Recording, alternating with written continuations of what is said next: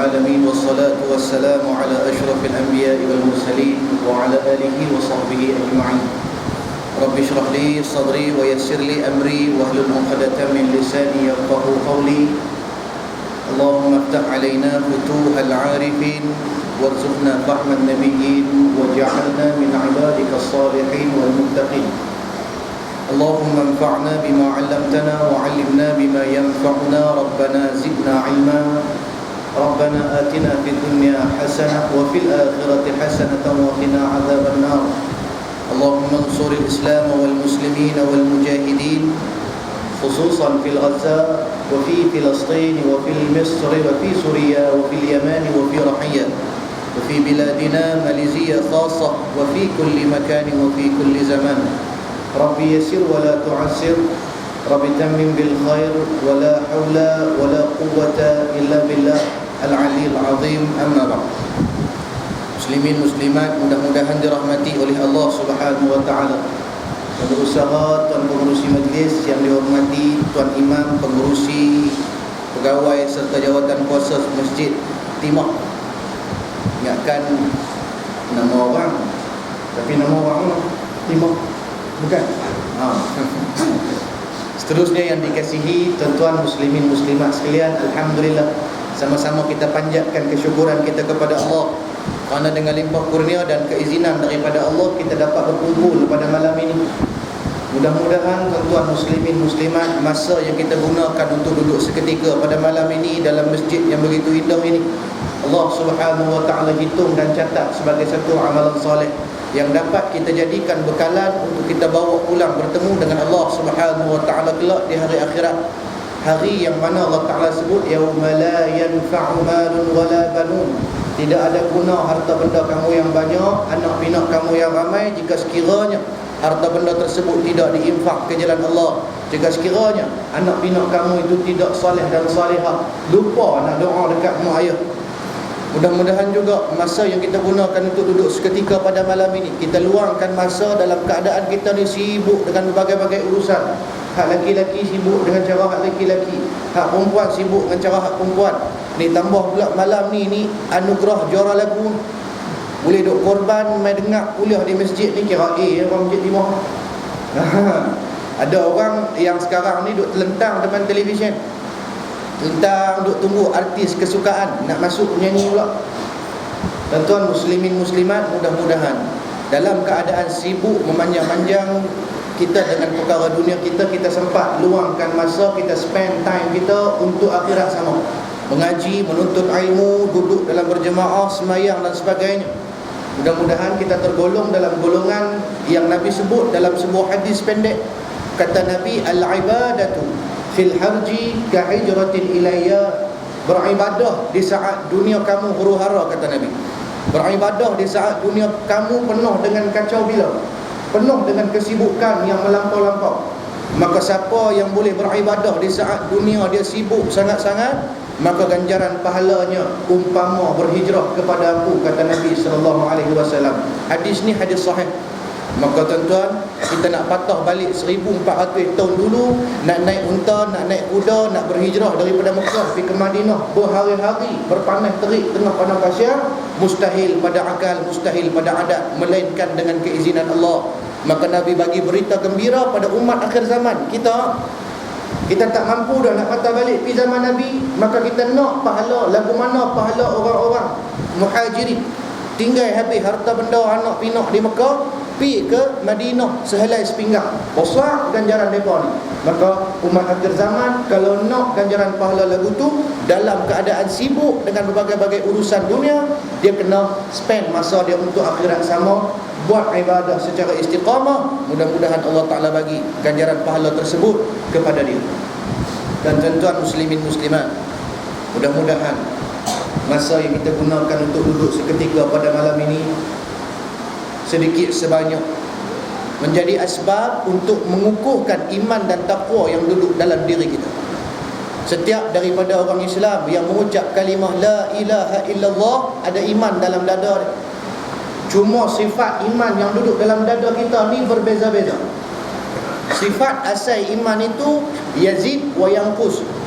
Yazid wa yanqus ni kalau orang putih dia panggil sometimes increase, sometimes decrease.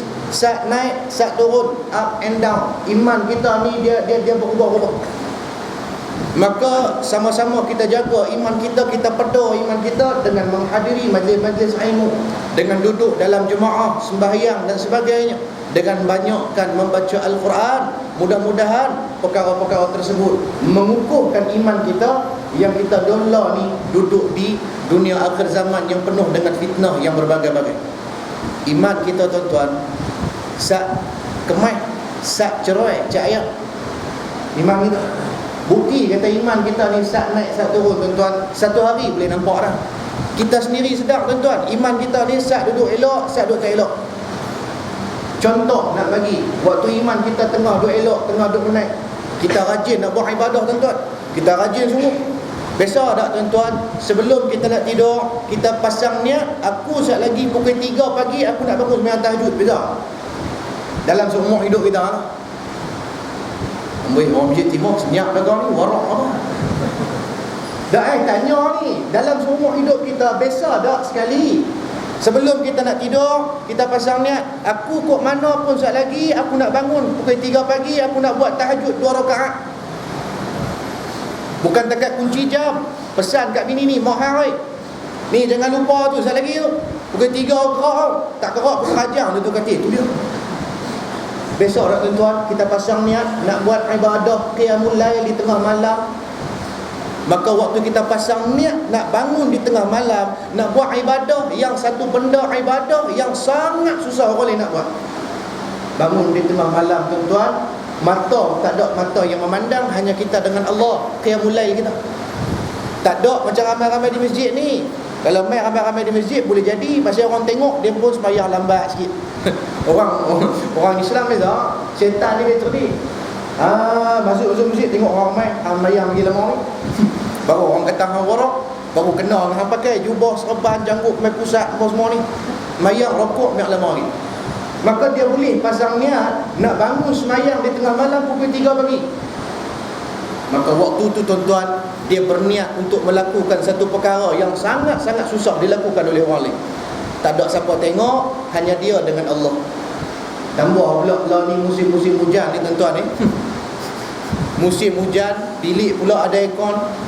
Tutu pula baru beli di Wang Keliang, Tutu Cak Narita. Bini pula peluk ku atas, pergi memang tak bangun. Tapi dia boleh pasang niat nak bangun waktu ni, iman dia tengah-tengah cukup elok. Besok dah kita baca Quran satu muka surat, kita berasa tak puas dengan satu muka surat Quran yang kita baca. Kita berasa nak baca banyak sangat muka surat Quran. Kadang-kadang dia main semangat ni bukan waktu di Malaysia, waktu duduk di Mekah, di Madinah. Oh, waktu tu dia pulun tu. Pulun dia tak mau, sampai berpuih mulut-mulut dia baca Quran. Balik main Malaysia, Quran buat hotel mari ni. Tuan-tuan kita. Besok tak kita tuan-tuan semayang sunat 2 rakaat. Kita berasa tak puas dengan 2 rakaat, kita nak tambah bagi banyak rakaat lagi. Waktu tu kita duduk tengah rajin buat ibadah. Waktu tu iman kita duduk tengah menaik, duduk tengah elok, duduk tengah cantik tu. Tu bukti, contoh iman kita duduk naik. Contoh iman kita duduk menurun pula. Tak saat ni bangun sembahyang tahajud, habis sembahyang tahajud tidur. Bila tidur, orang pun azan subuh pukul 6, 8 minit Tok Bilal pun azan. Dia baru-baru jaga, dia kata Tok Bilal ni pun azan kau awal-awal nampak. Tak saat ni sembahyang tahajud baru 2-3 jam tuan. Tok Bilal azan subuh, dia jaga. Dia kata, boleh elong ke apa ni azan awal ni? Hampir orang nak tidur, orang kacau, tak tahu kalau orang semalam bangun sembahyang tahajud. Nampak ni, mangkuk ayun. Dia bangun dah, dia jaga dah. Tapi dia tengok-tengok jam, dia kata, pukul 6 baru ni, lah ni subuh masuk lewat, pukul 7.30 baru habis. Dan ni kalau tidur, nampak tak? Iman kita duduk di tahap yang terbawah. Dia bangun dah nak buat ibadah, tuan-tuan, ibadah yang fardu, dia boleh tidur balik. Dia delay, dia lengahkan ibadah dia. Maka waktu ni tuan-tuan, iman duduk di tahap yang terendah. Tidur 15 minit, pukul 6.20, jaga balik sekali lagi. Tengok jam 6.20, ada sejam lagi nak habis ni. Dan lagi kalau tidur spam lagi. Tidur pula sekali lagi. Niat nak bangun pukul 7. Tidur kali kedua tu pukul 9.30, bangun malam subuh, cerah menerang tuan-tuan. Ni contoh iman kita, sat duk elok, sat duk tak elok. Habis tu nak buat ke mana? Iman kita perlu jaga tuan-tuan. Nak jaga lagu mana? Lagu mana kita jaga bateri handphone kita tuan-tuan. Kita beli handphone mahal-mahal, iPhone 6 dekat 3,000 harga. Prosesor laju, memori besar, kamera terang. Tuan-tuan, canggih lah handphone kita ni. Tapi kalau kita guna bateri flat, habis bateri, kita pun tak boleh guna handphone. Ada manfaat tak handphone canggih kalau tak ada bateri? Orang tiba ni warok. Tuan-tuan, handphone canggih tak mana pun kalau tak ada bateri, sekupang tak guna, useless. Cuma satu ya manfaat handphone tak ada bateri ni. Apa dia? Walaupun tak boleh call, tak boleh mesej, tak boleh WhatsApp, tak boleh Facebook, tak boleh selfie, tak boleh belakang. Satu ya manfaat handphone tak ada bateri. Apuan tengalung anjing waktu kena ligat, tu je. Maka iman yang duduk dalam dada kita pun tuan-tuan, sifat dia lagu tu tuan-tuan. Kita nak kena charge iman kita. Lagu mana kita charge bateri handphone kita? Handphone kita kalau nak habis bateri dia bunyi klik. Siap ada persen lagi tunjuk ni, dia punya bateri tu ada banyak mana ni. Tengok 10%, cepat-cepat kita cari charger, kita cucuk. Pasal apa? Nak recharge bateri. Bila ada bateri baru boleh buat kerja. Iman kita tuan-tuan, berpuluh tahun dah bunyi alert bateri nak habis, kita buat tak tahu, kita take for granted, kita ambil ringan. Maka bila iman kita tak charge tuan-tuan, kita mudah untuk melakukan maksiat, kita mudah untuk terpengaruh dengan benda-benda maksiat dan kemungkaran. Kita mudah lalai daripada Allah Subhanahu Wa Taala akibat iman yang tidak kita jaga, iman yang tidak kita charge bateri dia. Sebab tu Nabi SAW sebut dalam sebuah hadis, kata Nabi, tidak akan berzina seseorang itu jika sekiranya ada iman dalam dada. Tidak akan mencuri seseorang itu jika sekiranya ada iman dalam dada dia. Nabi nak habaq tau sini, orang kalau dia ada iman, dia takkan buat benda-benda maksiat dan mungkar, apatah lagi dosa-dosa besar. Orang yang nak berzina tuan-tuan, dia tahu zina ni dosa besar. Kalau dia mati tak dan bertaubat, neraka tempat dia kena celup. Tapi pasal apa dia buat juga zina tu sedangkan dia tahu dosa besar? Ada dua jenis. Yang pertama, pasal dia tak langsung jaga iman dia, maka dia tak rasa berdosa melakukan perkara maksiat tersebut. Dia tak berasa bersalah, dia berzina, tak rasa bersalah. Bahkan dia berbangga-bangga, dia seronok pula. Ni manusia yang tak pernah dia jaga iman. Masa dia berzina, iman tercabut daripada dada dia. Manusia yang jenis kedua, dia tahu benda ni dosa, tapi dia tak ada kekuatan untuk mengelak perkara dosa. Dia duduk dah dengan markah dia, dengan girlfriend dia dalam bilik check-in hotel. Dia tahu ni, aku kalau aku biak lagi lagu ni memang sat lagi pergi ni, jadi zina ni. Tapi dia nak lari keluar daripada bilik hotel tu tak boleh. Iman dia tak kuat nak tolak benda tu. Maka dia pun buat maksiat tu dalam keadaan dia tahu itu dosa yang sangat besar. Lepas habis berzina tuan-tuan, dia rasa bersalah. Maka waktu tu baru iman dia elok ada balik. Waktu dia berzina, waktu dia buat maksiat kepada Allah, dia akan cuba untuk melupakan Allah Subhanahu Wa Taala. Kita pun sama tuan-tuan. Kalau kita nak buat satu-satu benda dosa, kita seboleh-bolehnya akan cuba untuk melupakan Allah yang duduk di fikiran kita ni. Pasal apa? Pasal kalau kita buat dosa, duk teringat ke Allah Ta'ala, kita tak boleh buat dosa. Sebab tu kita seboleh mungkin waktu kita buat maksiat tu, kita akan lupakan Allah Ta'ala. Jadi tuan-tuan, ni kata pentingnya kita nak jaga iman kita. Kalau bateri, kita boleh cari charger di kedai handphone, nak charge bateri. Habis tu kalau iman, nak cari tak mana ustaz? Charger iman. Cari di kedai Cina tak beriman ustaz. Charger iman kita ni di rumah Allah ni, masjid surau, majlis ilmu berjemaah, itulah charger iman kita. Dengar kuliah, dengar ceramah, dia recharge balik iman kita. Dia beri kesedaran kepada kita. Tuan-tuan muslimin muslimat, mudah-mudahan sikit sebanyak memberi kesedaran kepada kita untuk sama-sama kita jaga iman kita lah. Kita duduk di zaman yang penuh dengan fitnah yang melampau-lampau tuan-tuan muslimin muslimat. Fitnah mulut, fitnah perbuatan, fitnah dalam amalan. Allahu Akbar. Langkah-langkah fitnah. maka tak dapat tidak, memang sepatutnya kita kena jaga sungguh iman kita. Kalau tak jaga, kita mudahlah untuk melakukan maksiat kepada Allah dalam keadaan sedang ataupun tidur. Tuan-tuan muslimin muslimat, cukup sebagai mukadimah dulu. Nak masuk ni okey, apa boleh ikut suka dia. Saat ni dia dengar apa abang kita beritahu Masjid Timah ni kuliah tiap malam dia. Kalau kuliah tiap malam, kalau takat ceramah 2 jam, berasa tak puas lagi.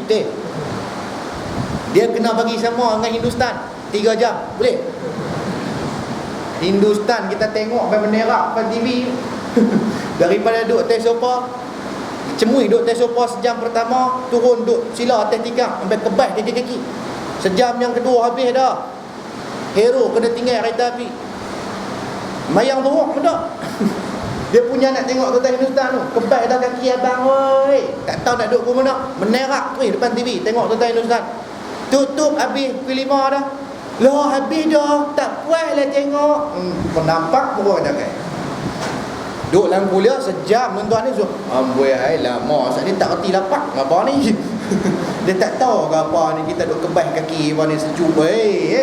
Orang pada kerja nak tengok Gusti lah apa lah, nak kena roti canai macam-macam dah. Macam apa? Iblis kacau. Iblis dia main kacau. Kita duduk dalam tempat-tempat ilmu, dalam taman-taman syurga, kita duduk dalam tempat ibadah, tuan-tuan. Iblis bukan senang hati. Dia main cucuk pinggang, dia main cucuk bungkuk, bagi kita tak nak terkentut, besiak nak terkencing, berak.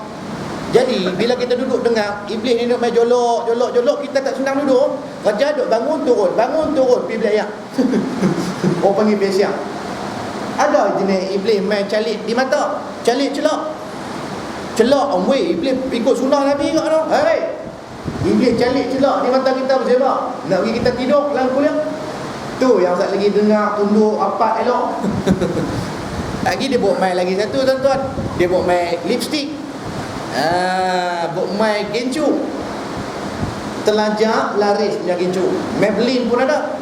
Dia main calik di mulut-mulut kita supaya kita ni tak berhenti bersembang. Orang duk mengajak di depan, kita duk mengumpat di belakang. Ataupun dia buat main hak jenis hak baru ni, hak sponsor AJL ni. Ku putih mesti sepak tak pasal buat tengok. Ya Allah, elok-elok Allah Ta'ala bagi perniagaan hang elok, hang duk pi sponsor benda-benda maksiat lagu tu. Allah Akbar. Patutnya syukur kepada Allah oleh kerana rezeki yang melimpah roh Allah Ta'ala bagi ke aku kena. Tak boleh aku sokong benda-benda maksiat lagu ni. Tuan-tuan muslimin muslim. Maka insya-Allah pada malam ini kita nak cerita sikit sebanyak berkenaan dengan bulan Rabiul Awal. Bulan Rabiul Awal ni nak habis dah sebenarnya. Tapi tak apalah, kita ambil manfaat selagi masih ada beberapa hari yang berbaki ni. Peristiwa-peristiwa hebat yang berlaku dalam bulan Rabiul Awal ni sebenarnya banyak. Selain daripada kelahiran Nabi SAW, banyak sangat peristiwa hebat yang berlaku dalam bulan Rabiul Awal. Antara peristiwa hebat yang berlaku dalam bulan Rabiul Awal, tuan-tuan muslimin muslimat, Nabi SAW membina masjid yang pertama, iaitulah Masjid Nabawi. Nabi bina masjid yang pertama, Masjid Nabawi.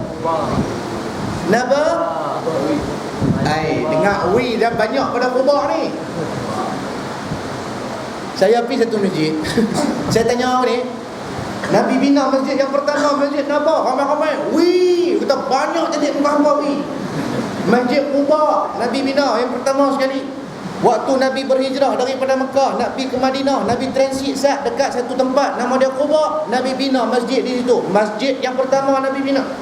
Selesai bina masjid, Nabi teruskan perjalanan pergi ke Madinah. Nabi menetap di Madinah, Nabi duduk dari Madinah. Tuan-tuan, Masjid Quba menjadi masjid yang berada di hati Nabi. Bukti dia dalam hadis, tuan-tuan, Nabi ni akan gunakan satu hari dalam seminggu untuk buat apa? Untuk pergi ke Masjid Quba, semayang sunat di Masjid Quba, tuan-tuan. Tiap-tiap hari Sabtu Nabi nanti pergi. Tisu. Dia akan boleh, dia nak start hangat ni. Saya banyak benda nak saya tahu lah ni. Betul?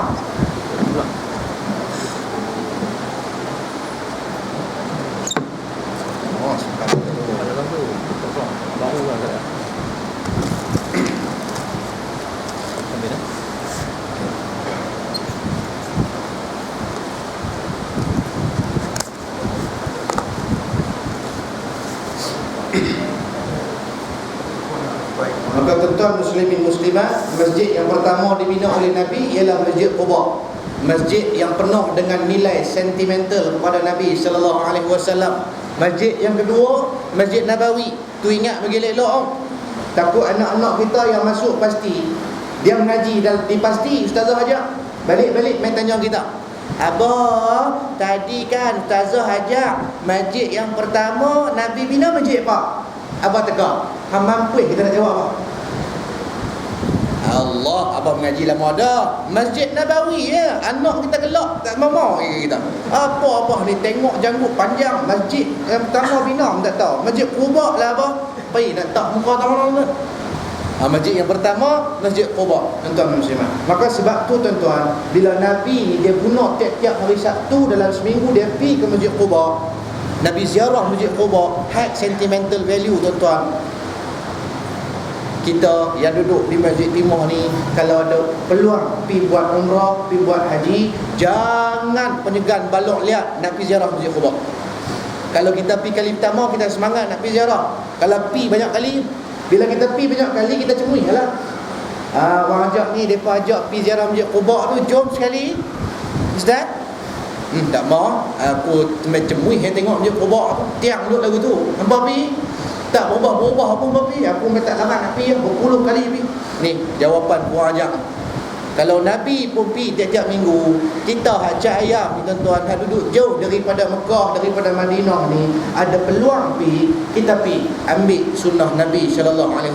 Nabi kalau ada kenderaan, dia pergi naik kenderaan. Kalau tak ada, dia pergi jalan kaki tuan-tuan.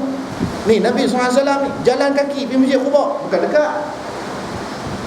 Maka tuan-tuan muslimat, masjid itu dibina dalam bulan Rabiul Awal. Antara peristiwa hebat lagi yang berlaku dalam bulan Rabiul Awal tuan-tuan, kota Konstantinopel dibuka oleh Salahuddin Al-Ayyubi. Antara dia yang lain lagi, Sayyidina Abu Bakar As-Siddiq diangkat menjadi khalifah pertama dalam Islam dalam bulan Rabiul Awal selepas kewafatan Nabi SAW dalam bulan Rabiul Awal. Itu peristiwa hebat yang berlaku. Climax peristiwa hebat yang berlaku dalam bulan Rabiul Awal, kemuncak dia tuan-tuan, apa dia? Kelahiran baginda Nabi SAW tanggal 12 Rabiul Awal tahun Gajah. Kita rajin dah dengar ceramah Maulidur Rasul, kita tahu dah kelebihan, kehebatan, mukjizat Nabi SAW, akhlak hebat Nabi, lagu mana Nabi dengan sahabat dan sebagainya. Rajin, pasal kita rajin mengaji. Cuma kadang-kadang ada yang tak tahu pun, bila kita tanya 12 Rabiul Awal tahun Gajah, mai mana dapat nama tahun Gajah? Ni peristiwa kelahiran Nabi, mai mana dapat nama tahun Gajah? Kenapa tak pakai nama tahun Hijrah ke tahun Masihi ke? Kenapa bubuh tahun Gajah Ustaz? Tuan-tuan, tahun Gajah itu diambil sempena peristiwa yang berlaku sebelum kelahiran Nabi SAW. Sebut dalam kitab-kitab sirah, ada yang kata 6 bulan sebelum kelahiran baginda Nabi SAW di Mekah, ada yang kata beberapa bulan sebelum kelahiran Nabi SAW di Mekah berlaku satu peristiwa hebat, iaitulah serangan tentera bergajah yang dipimpin oleh raja yang jahat, nama dia Datuk Paduka Abraha, daripada Yaman pi ke Mekah nak robohkan Kaabah. Berdasarkan peristiwa hebat yang berlaku tu tuan-tuan muslimat, maka orang-orang Arab jahiliyah ambil buat tahun jadi sempena tahun Gajah. Pasal Abraha dan tentera dia menggunakan gajah masuk ke Mekah nak serang Kaabah. Abraha ni tuan-tuan, dia raja Yaman, raja yang sangat zalim dan ditakuti segenap kawasan negara dia.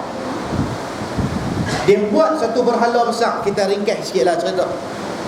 Dia buat satu berhala besar di Yaman, nama berhala tersebut Al-Qulais.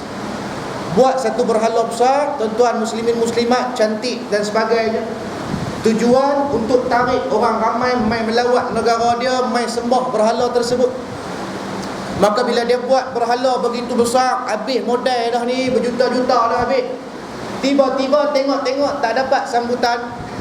Bila tak dapat sambutan, menteri dia seorang bagi tahu, bos, kita buat habis banyak ni orang tak main melawat bos. Saya rasa bos, kita buat program-program hiburan di sekitar berhala ni bos. Saya rasa kalau kita panggil artis menari, main menyanyi, main melalak, mai tak tutup aurat, duk menggedik, minum arak, kita buat pampir, insya-Allah ramai-ramai. Insya-Allah dia tak kata lah. Tapi ni cadangan opinion ahli mesyuarat kerajaan negeri Yaman ni, Esko pelancongan. Sama naik macam esko pelancongan kita. Tarik mai K-pop. Tahu siapa? Bayar kat K-pop berapa juta, balik mai ratus juta. Dia tak tahu bala pelamak nak main. Ni Abrahah dengan menteri-menteri dia buat lama orang. Buat baru berhala, orang tak mau. Lepas tu buat hiburan, program-program hiburan, buat jom heboh, buat anugerah bintang popular, buat anugerah juara lagu, anugerah Planet Music, Akademi Fantasia, Mentor Legend. Panggil ni artis duk main menari, main nyanyi. Tujuan apa? Bila ada hiburan, orang akan main. Bila ada pesta arak dan sebagainya, orang akan main. Walaupun tak main sembah berhala, orang main berhibur. Itu tujuan. Bila buat tuan-tuan muslimat pesta-pesta hiburan pun tak laku juga. Macam kita lah ni lah tuan-tuan, kita duduk lah ni zaman kita lah ni, zaman hiburan yang melampau-lampau. Tak payah tengok negara luar, tengok negara Malaysia. Sangat-sangat banyak program hiburan yang tak ada manfaat pun kepada umat Islam, khususnya orang-orang muda. Bahkan melalai dan merosakkan orang-orang Islam lagi ada. Tuan-tuan setuju tak dengan saya? Tuan-tuan, bila kita buat program-program hiburan lagu ni tuan-tuan, dia menjadi pintu kepada penzinaan. Dia menjadi pintu kepada kerosakan akhlak orang-orang muda ataupun orang-orang tua Islam. Pasal apa? Pasal nak berhibur melampau-lampau sampai tinggal ibadah, sampai bercampuran ikhtilat antara laki-laki dan wanita. Punca dia hiburan melampau-lampau, konsert dan sebagainya. Maka tuan-tuan, bila berleluasa sangat benda-benda lagu ni, Allah Ta'ala buat turun main musibah yang berbagai-bagai tuan-tuan, sebagai peringatan kepada umat manusia yang semakin lalai daripada Allah. Allah Ta'ala buat turun macam-macam musibah tuan-tuan, sebagai peringatan supaya kita ni ambil pelajaran. Kita mengaji, tapi kita ni jenis tak kerti bahasa, keras kepala batu. Apa jenis peringatan musibah yang Allah Ta'ala buat turun pun kita buat tak tahu ya tuan-tuan. Hak terbaru ni Allah Ta'ala bagi banjir, Mat. Banjir itu bukan dekat bencana alam, itu juga musibah sebagai peringatan kepada kita. Bukan peringatan kepada mangsa banjir, bahkan kita ni yang duk tengok depa kena ni, peringatan pada kita supaya cukuplah lalai daripada Allah, kembalilah beribadah kepada Allah, tinggalkan segala hiburan yang melampau-lampau. Tapi dah kita tak ambil pengajaran tuan-tuan. Orang-orang yang ada akal fikiran, dia akan ambil pengajaran daripada musibah yang Allah Ta'ala turunkan. Tuan-tuan tengok lagu mana yang melanda negeri Kelantan dan beberapa negeri di pantai timur, Pahang, Perak, Johor dengan Terengganu. Banjir tuan-tuan, khususnya di Kelantan, begitu dahsyat. Berpuluh tahun dah tak bisa kena banjir dahsyat lagu ni.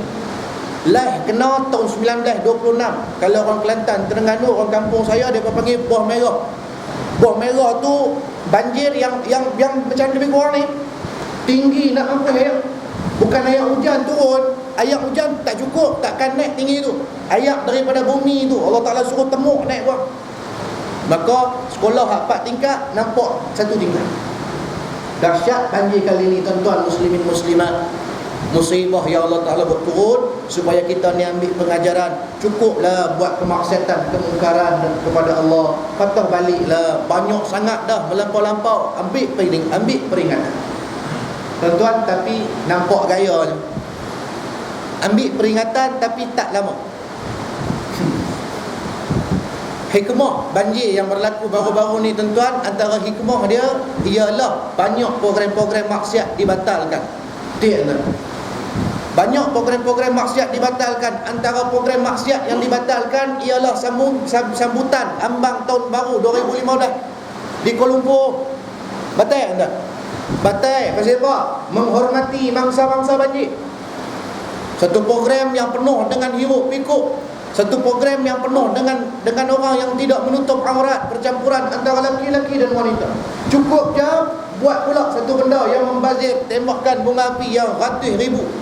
Allah Rabbi tuan-tuan. Maka oleh kerana banjir, musibah yang berlaku, dibatalkan program maksiat tersebut. Alhamdulillah, satu sikap positif yang ditunjukkan oleh pimpinan kita. Kita puji, benda baik kena puji tuan-tuan. Hak tak betul kena tegur. Kita puji semua tuan-tuan, depa batal. Depa sedar kata apa? Ini program maksiat yang mengundang bala. Cuma kita minta tuan-tuan, jangan hanya batal program maksiat waktu hang diuji, waktu ditimpa musibah, baru nak warak, baru nak jadi alim, batal habis program maksiat. Waktu habis ujian, waktu Allah Ta'ala bagi nikmat, waktu tu lupa lah, buat balik program maksiat. Nampak gaya lagu tu kita ni. Bukti dia tuan-tuan, ni malam ni anugerah juara lagu. Pelaku-pelaku maksiat diberi anugerah, diiktiraf dengan berbagai-bagai anugerah, sedangkan ulama-ulama dihina. Bukankah Nabi sebut dalam sebuah hadis 15 perkara yang kalau kita buat mengundang bala daripada Allah? Antara perkara tersebut, artis-artis disanjung, ulama dihina, dipijak, dicaci, dimaki. Lah ni zaman kita tuan-tuan. Bila habis musibah sat tuan-tuan, hari tu batal, ni jemput pula 7 hari bulan 2 ni, panggil pula K-pop mic ke Kuala Lumpur. Tak mengaji daripada perkara yang berlaku baru-baru ni tuan-tuan. Nak tengok tuan-tuan, maruh anak gadis Islam kita, Masya Allah, dipijak-pijak murah sebegitu. Panggil naik atas petai, peluk raba, cium, Masya Allah, ya Karim. Satu fitnah dahsyat tuan-tuan. Fitnah pada pakaian perempuan tersebut, fitnah pada agama Islam. Di mana kita nak letak muka kalau orang bukan Islam, non-Muslim, dia tengok video tu, dia kata inilah Islam, this is Muslim. Too cheap, murah sangat. Dia excited jumpa artis pujaan sampai dia sanggup menyerahkan tubuh badan, dipeluk, dicium di depan orang ramai sampai tahu tu. Kita tak salahkan orang perempuan tu saja, kita tak salahkan budak perempuan tu saja tuan-tuan. Yang salah, yang kedua, orang yang menganjurkan. Yang lebih kesalahan dia, orang yang meluluskan program tersebut dijalankan. Siapa yang luluskan? Orang yang ada kuasa. Kalau kawasan situ, DO, District Officer, pegawai daerah yang sign surat, maka dia sign tu, satu sign, dia tanggung dosa ribu orang yang mai buat maksiat tuan-tuan, walaupun dia tak pergi. Maka kita nak pesan tuan-tuan muslimin muslimat, ni live kan ni? Tak ada rakaman kan? Apa jangan potong orang ni. Kita nak pesan bagi ada orang yang ada kuasa ni tuan-tuan muslimin muslimat, ingat, nak luluhkan apa-apa program, fikir dulu pro and kontra. Bukan saja dari sudut dunia, bahkan akhirat tu. Nak jawab depan Allah Ta'ala tuan-tuan, akibat kita sign meluluskan program-program maksiat, penjualan arak, lesen judi dan sebagainya, orang lain ni tuan-tuan muslimat habis rosak binasa sebab kita. Walaupun kita tak main, kita tanggung dosa. Tidak buat apa Nabi pesan dalam hadis tuan-tuan. Nabi pesan, man ra'a minkum munkaran falyughayyirhu bi yadihi fa in lam yastati' fa bi lisanihi fa in lam yastati' fa bi qalbihi wa dzalika adhaful iman atau kama qala. Hang tengok kemungkaran, kemaksiatan depan mata, ubah dengan tangan. Bukan suruh pergi tunggu, ubah dengan tangan. Dia ini dengan kuasa. Tak mampu dengan kuasa, tak ada kuasa, orang biasa saja, ubah dengan mulut, iaitu suara, lidah hang. Tak mampu ustaz nak ubah dengan lidah. Lagi kalau tekuk benda-benda tak elok ni, mereka tukar tempat kerja ustaz, mereka buang kerja lah apa ustaz. Tak mampu nak sebut dengan suara, ubah dengan hati. Maknanya kita tengok kemungkaran depan mata, tak redha dengan kemungkaran yang berlaku tu, walaupun dengan hati itu selemah-lemah iman.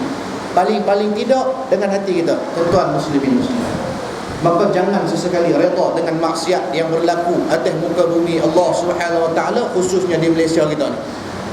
Kita tak mau tuan-tuan muslimat ni nampak warak waktu Allah Ta'ala uji dengan musibah, waktu hilang kapal terbang, TV ni tak berhenti-berhenti pasal Al-Fatihah, betul tak? Tuan-tuan perasan tak? Waktu hilang kapal terbang tu, buka TV ya, Alhamdulillahi Rabbil Alamin, 10 minit, 15 minit sekali Al-Fatihah. Pasal apa? Pasal ditimpa musibah. Lah ni dah ada CD Fatihah hilang, tak boleh pasang. Nampak warak waktu kita diuji ya, tuan-tuan.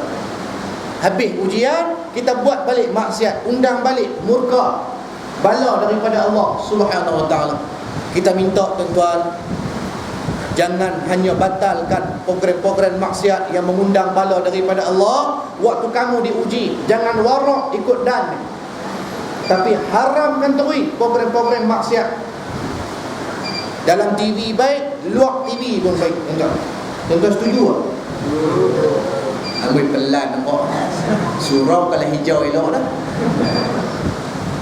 Setuju tak? Tu baru betul. Bukan nak kena masuk black barrier kalau sebut setuju tuan-tuan ni. Benda betul ni.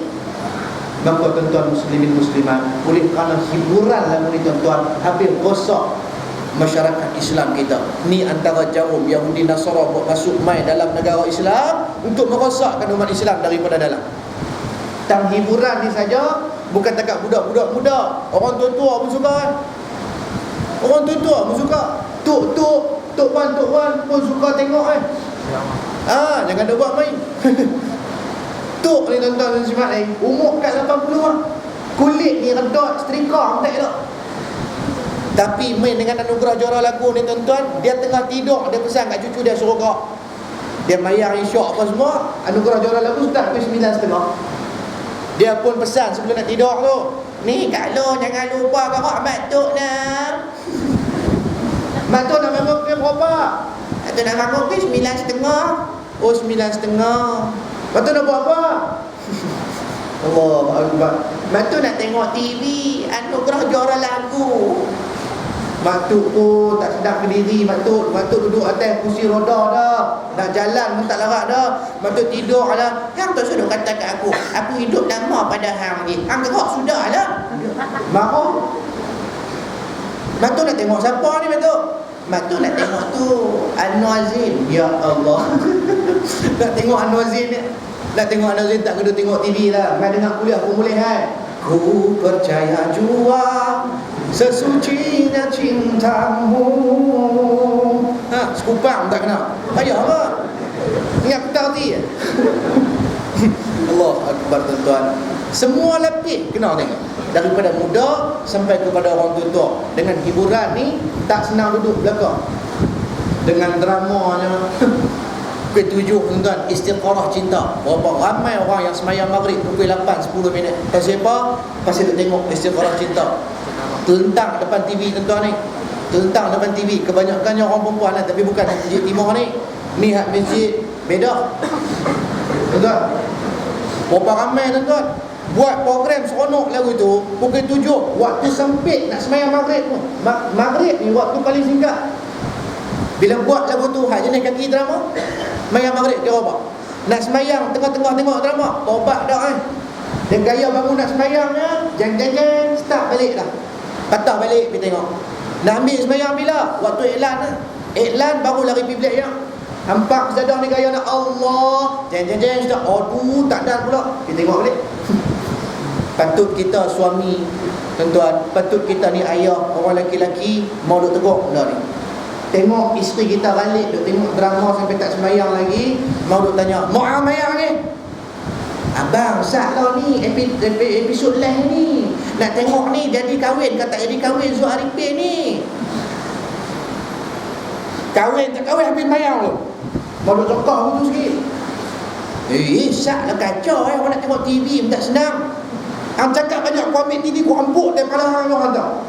Boleh buat betul tak suami? Buat betul lah. Ni dak kita pergi join je ni. Muhammadah ni dak pergi faham ni. Ni final episod dah. Oh tu kau tak dah tengok mari jadi apa dah. Bangku hayun je pak. Janganlah tuan-tuan, nak tengoklah tapi sembahyanglah dulu. Kita kadang-kadang sampai lupa nak buat ibadah lepas ke dunia kita ni. Allahu Akbar. Maka bila kita nak buat hiburan yang melampau-lampau banyak lagu ni, Allah Ta'ala buat turun mai bala tuan-tuan. Allah Ta'ala buat turun mai musibah untuk pengajaran pada kita. Kita ambil pengajaran. Tak gaduh dah buat benda-benda yang mengundang bala ni. Takut tuan-tuan. Bila bala turun, dia bukan sapu orang-orang yang buat maksiat dia. Hak baik-baik, tok guru, ustaz, ulama, tok guru Quran, semua dia sapu. Dia kan kira siapa? Bila Allah Ta'ala menurunkan bala ni. Bukti dia, kita tengok di tsunami. Di tsunami yang ada di Aceh tu. Tsunami yang melanda tahun 2004, 26 Disember 2004, 10 tahun sebulan masuk hari ni. Berapa ratus ribu orang yang mati dalam tsunami? 250 ribu orang mayat bergelimpangan selepas surutnya tsunami. Dalam 250,000 orang yang mati akibat bencana tsunami tu tuan-tuan, bukan semuanya kaki dangdut, bukan semuanya kaki tikam nombor. Ada tu imam, ada tu bilal, ada tu syiah, ada tu guru Quran, ada ulama tuan-tuan mati juga. Kerana apa? Musibah yang melanda. Kalau dia mati dalam keadaan dia beribadah dan beriman kepada Allah, maka dia beruntung. Kalau dia mati dalam keadaan dia buat maksiat tuan-tuan, dia sangat-sangat rugi. Malang dia di akhirat esok. Maka kita tak mau lagu tu tuan-tuan. Allah Ta'ala bagi banjir ni tuan-tuan, teruk banjir ni, baru berapa hari ya tenggelam tuan-tuan, baru berapa hari tenggelam, 4 hari 5 hari tu pun kita tengok kerugian ratus juta ringgit. Baru berapa hari tenggelam. Mujuk Allah Ta'ala tak buat tenggelam bertahun-tahun, macam di 2-3 tempat dalam dunia ni. Kita baru 3-4 hari tenggelam. Di Argentina tahu tak? Atas sikit pada masjid batu tu ya. Lionel Messi di Argentina tuan-tuan, Amerika Latin. Ada satu bandar, dia punya ibu negara dia Buenos Aires. Dalam Buenos Aires tu dia ada satu pekan. Pekan tu nama Villa Epicun. Tuan-tuan tahu Villa Epicun, pekan di Argentina ni pernah dilanda banjir pada tahun 1985. Dan banjir tersebut tidak pernah surut sampai tahun 2010. 25 tahun pekan tu ditenggelami air. Kita baru 4 hari, 5 hari. Ni di Argentina tuan-tuan, 25 tahun tenggelam dalam air. Daripada tahun 85 sampai tahun 2010. Villa Epicun nama dia. Kalau tuan-tuan tak percaya, kod saya muhur, balik lagi tengoklah internet tu. Type nama di Google tu Villa Epicun. Dia nanti naik image gambar pekan tu tuan-tuan, macam padang jarak, padang terkukur, macam bandar berantu. Pasal 25 tahun tenggelam dalam air. Bila air surut, nampak habis ni rumah-rumah kedai, public phone, nampak habis pokok-pokok yang ditanam di tepi jalan raya, nampak highway jalan raya, cuma tak ada tol je. Sana tak ada tol. Kita ya duk pederai tol, duk pau penyamun rakyat. Tuan-tuan, 25 tahun tenggelam dalam air. Ni kuasa Allah Ta'ala nak tunjuk sampai hilang daripada peta dunia. Tu baru di Argentina. Kita Argentina kita tak tahu, tapi kalau sebut, kalau telenovela tahu. Por favor. Por favor, Margarita. Gracias. Tu ada kita. Allah ambil manfaat sama tuan-tuan. Allah Ta'ala bagi benda-benda lagu tu supaya kita ambil pengajaran.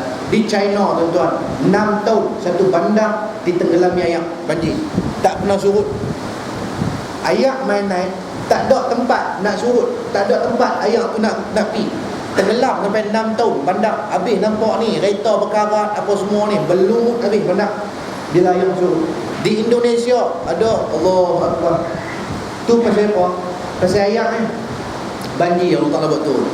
Maka kalau kita tak ambil pengajaran tuan-tuan, tak mustahil Allah Ta'ala buat turun bala, bencana, musibah yang lebih dahsyat oleh kerana keingkaran kita kepada Allah Subhanahu Wa Ta'ala.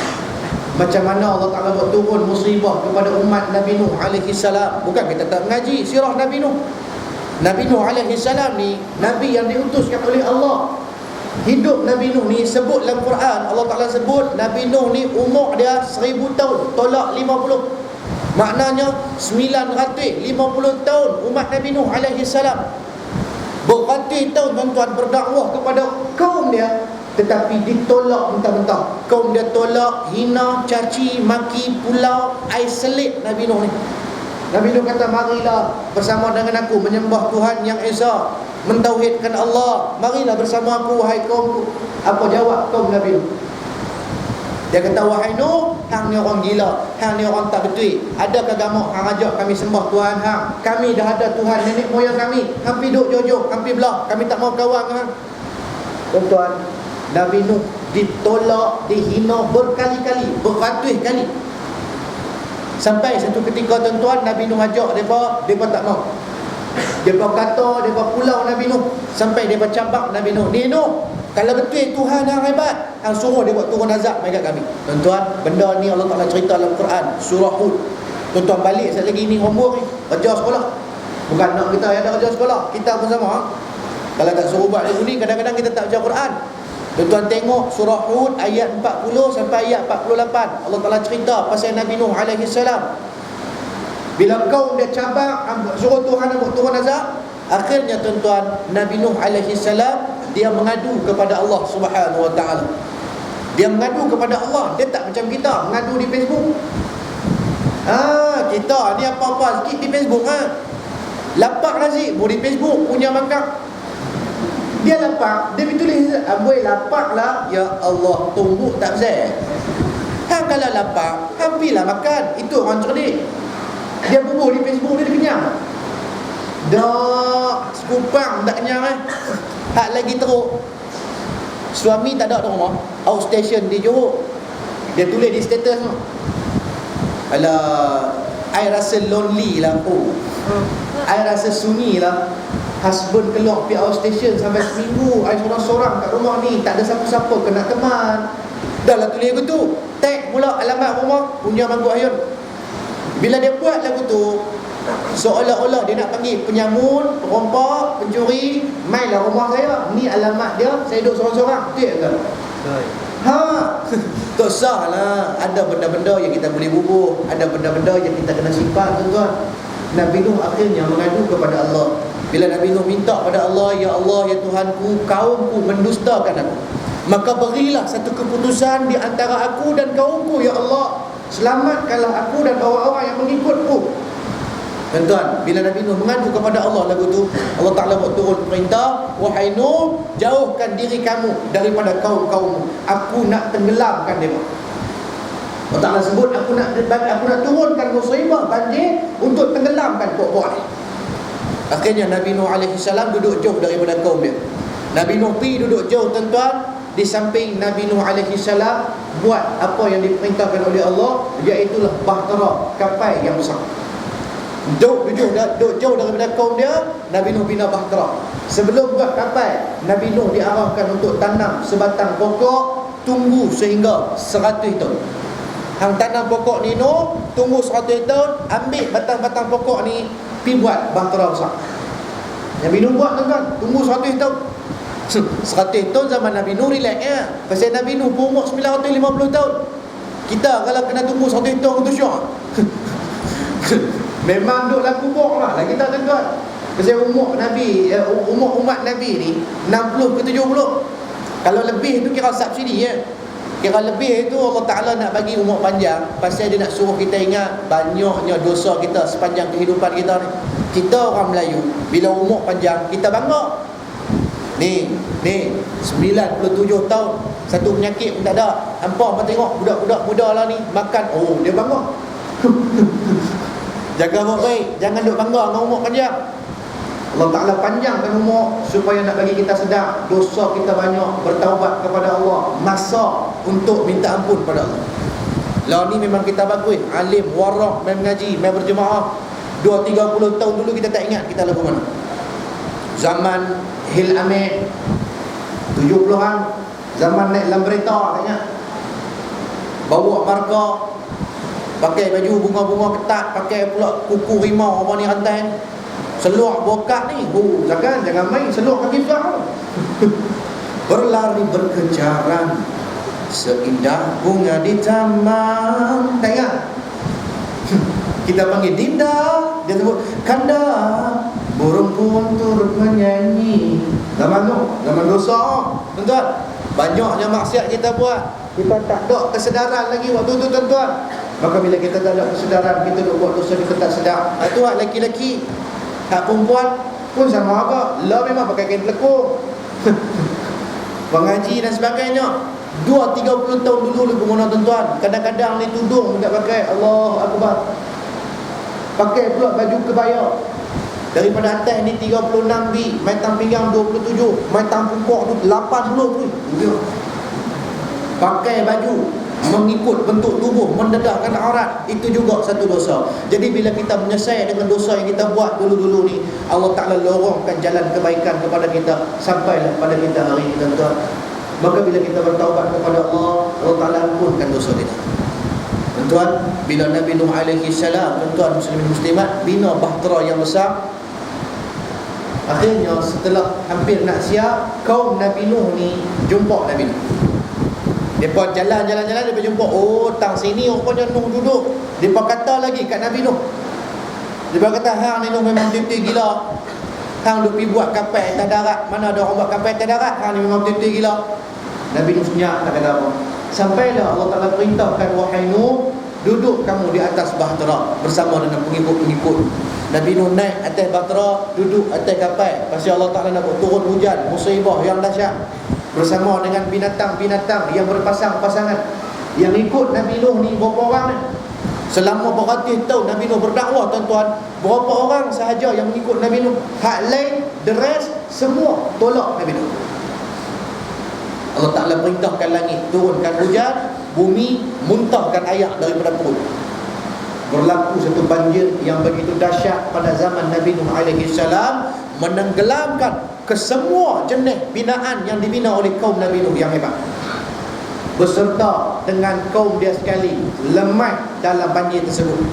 Nabi Nuh alaihi salam duduk atas bahtera, tengok kaum-kaum dia ni terkapai-kapai kelepasan.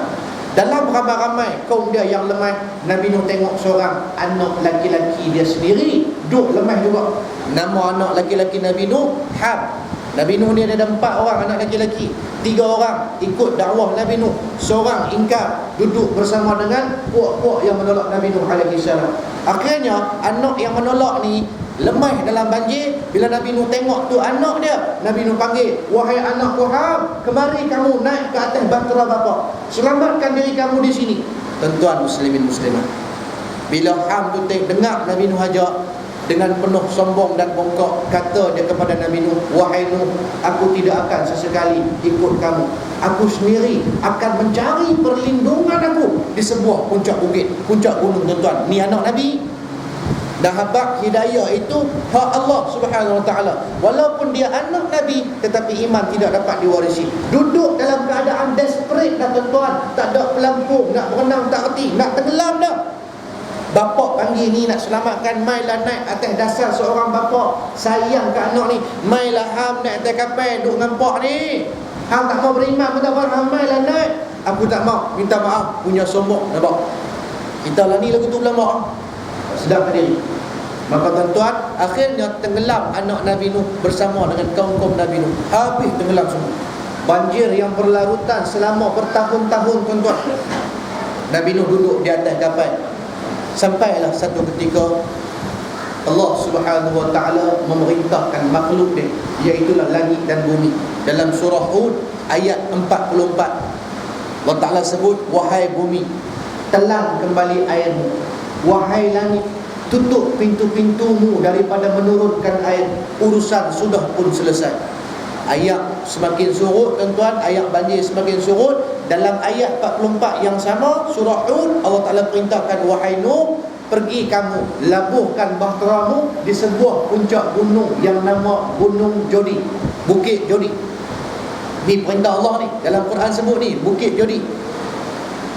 Jadi tuan-tuan muslimin muslimat, bila ayat semakin surut tuan-tuan, tak nampak lagi daratan. Nabi Nuh alaihi salam daripada atas kapal, Nabi Nuh lepas seekor burung.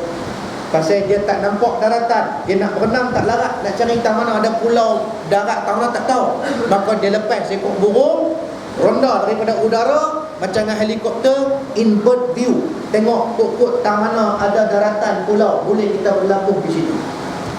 Burung tu tuan-tuan pi ronda-ronda, tak lama lepas tu balik burung ke kapal, bawa satu ranting pokok bersama dengan daun zaitun yang masih lagi hijau segar.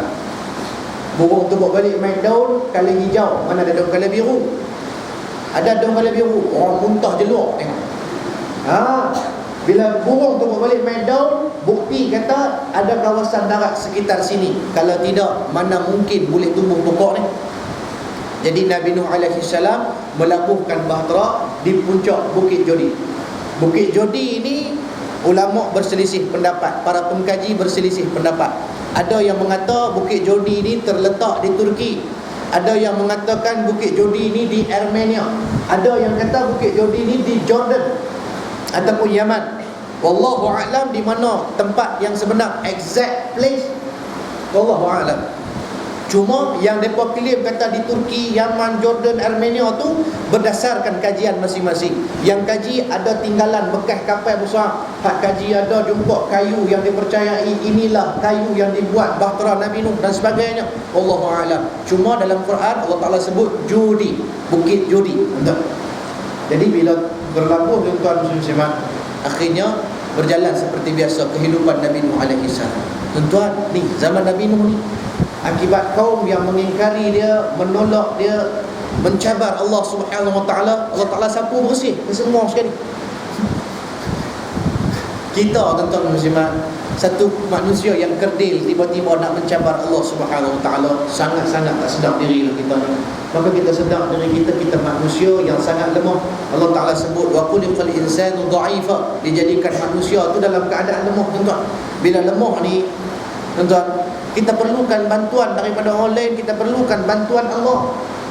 Maka bila kita sedar diri, siapa pun kita, tinggi mana pun pangkat darjat kita, kita takkan bongkok dan sombong. Kita takkan berjalan di atas muka bumi Allah dalam keadaan bongkok dan sombong. Bukankah Allah Ta'ala pesan kat kita, wala tamshi fil ardi maraha, hang jangan berjalan di atas muka bumi aku dalam keadaan hang bongkok dan sombong.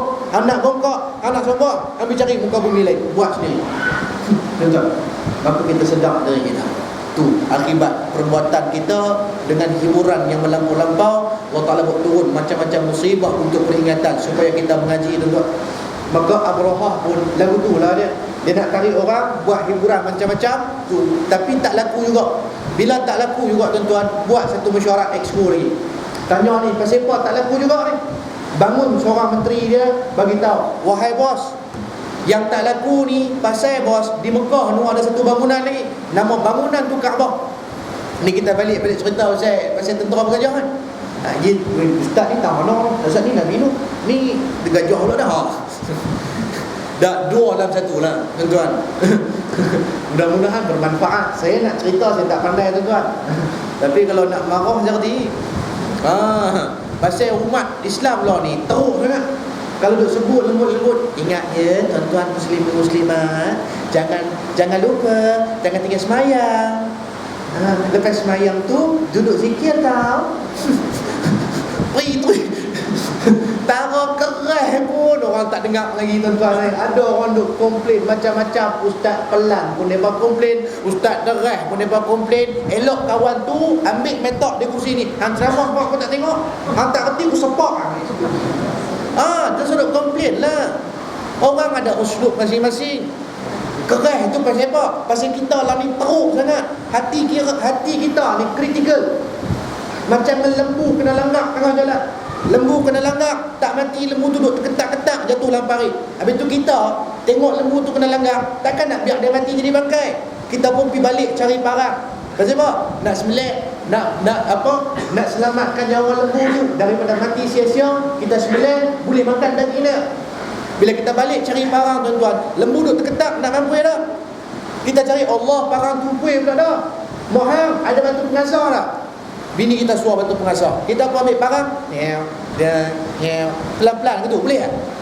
Awak lembu tu nak tunggu kita. Mesti kita tong dekat lah pasal urgent nak pakai, takut mati cepat nak pergi jadi bangkai. Maka lagu tu lah umat akhir zaman pun hati keras, dia kena katok dengan batu besar ni. Ni kira pelan ni. Ni kira pelan ni tuan-tuan. Pasal kali pertama mai. Dia 2-3 kali mai orang bertahuan.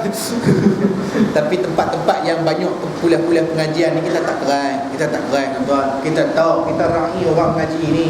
Tempat-tempat yang jenis kemut duit masjid, nak buat kuliah pun dia tak mau. Tu jenis tu. Jenis tak mau imarah masjid. Tu yang kita bagi semua. Pasal kadang-kadang duit orang infak untuk masjid supaya masjid tu imarah dengan berbagai-bagai program. Tiba-tiba bendahari kemut macam duit mak bapak dia.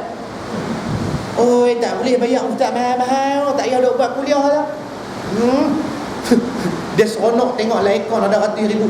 Saya duduk di Kuala Muda, saya kerja dengan Pejabat Agama tu. Pejabat Agama Kuala Muda. Saya jaga 76 masjid daerah Kuala Muda. Dalam 76 jenis masjid ni tuan-tuan, ada masjid yang duit dia 500 ribu, kuliah sebulan 3 kali. 3 kali sebulan. Duit 500 ribu. Timpa bendahari, mampu bendahari 500 ribu tu. Dia nak simpan buat-buat kata, kesian dekat orang yang derma. Orang derma tuan-tuan, orang nak manfaat daripada derma dia. Kadang-kadang dia derma duit pada masjid untuk mak bapak dia yang dah mati.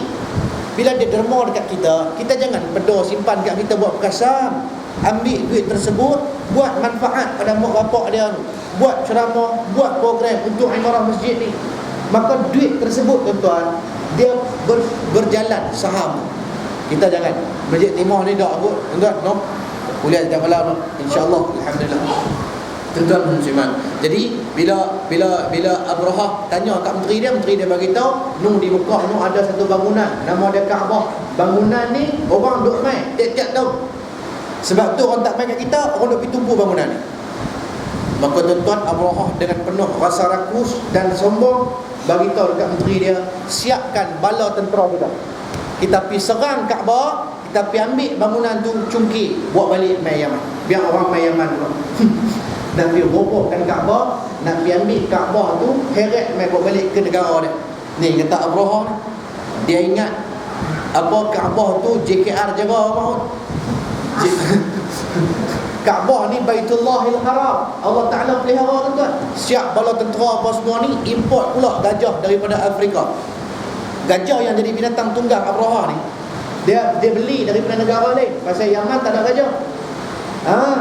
Banyak negara tak ada gajah dalam dunia ni. Malaysia ada gajah, Malaysia. Ada gajah spesies terkecil di Malaysia. Gajah spesies terbesar, no, Afrika.